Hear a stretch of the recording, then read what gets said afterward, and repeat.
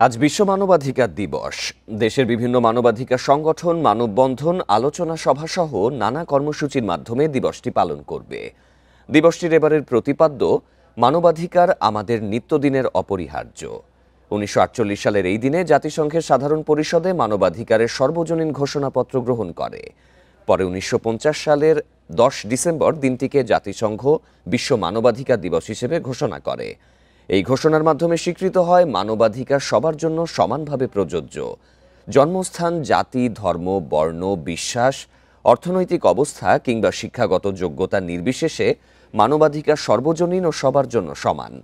ঘোষণাপত্রে ৩০টি অনুচ্ছেদে প্রতিটি ব্যক্তির অধিকার ও রাষ্ট্রের দায়-দায়িত্বের বিষয়টি উল্লেখ করা হয়েছে।